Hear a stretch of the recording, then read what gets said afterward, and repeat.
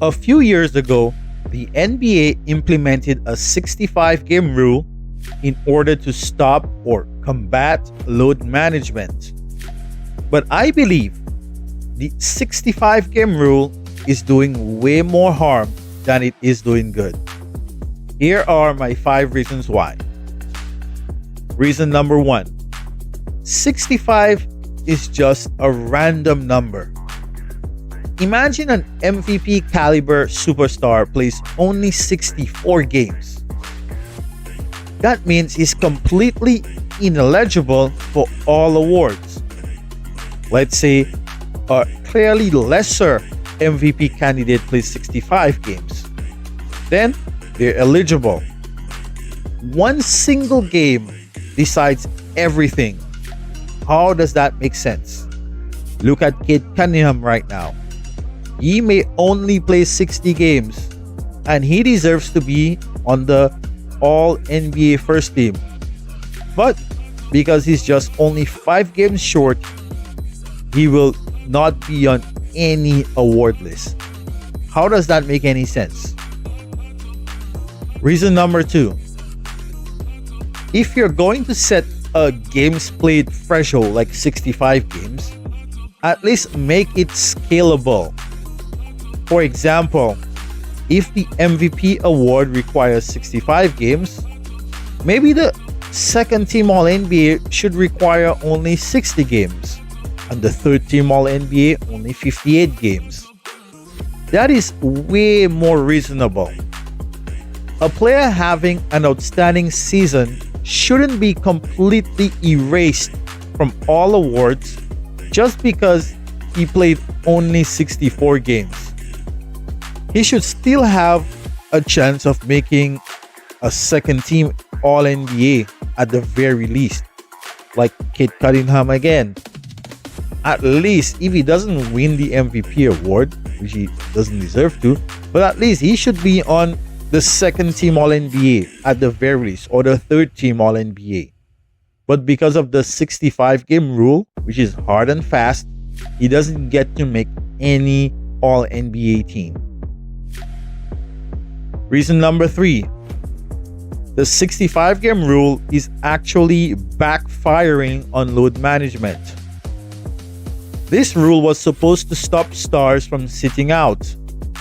But if you look back in the history of the game, only a handful of stars were really abusing load management, like Kawhi Leonard, Joel Embiid. Most stars were already playing 70 plus games. But right now, if you look closely, most stars are aiming for exactly 65 games and not much more. Before the rule, voters of awards already rewarded durability and playing many games when they voted. But now there's a zero incentive to play as many games as possible, because all you need to do is play 65 games and you're eligible for the award. So while the few chronic load management players like Kawhi Leonard are now trying to play more games because of the rule, but the reverse effect is that we have many other stars who have no incentive to play more than 65 games. As long as they get to 65 games, they're eligible and they can load manage the rest of the games. So as a result, we have even fewer games from the biggest names overall. Reason number 4: the 65 game rule completely kills motivation for injured players. For example, a player like Steph Curry will not get to 65 games. So that means he isn't in any rush to come back. If a star player misses 18 games throughout the first half of the season, that means he's no longer eligible for the awards. So as a result, he isn't trying to play as many games as possible. He has no incentive to push himself to play up to 64 games because he's not going to get rewarded for it. Before the 65 game rule, injured players would fight to play as many games as possible because they could still be considered for an award. But right now, if they can't hit that magic 65 number, they just shut it down for the season and play just a few games. Reason number 5. Star players risk coming back too early from injuries just to get to the 65 games threshold. Nikola Jokic, for example, returned a bit early from his injury. As a result, you can see there's a night and day difference pre-injury and post-injury.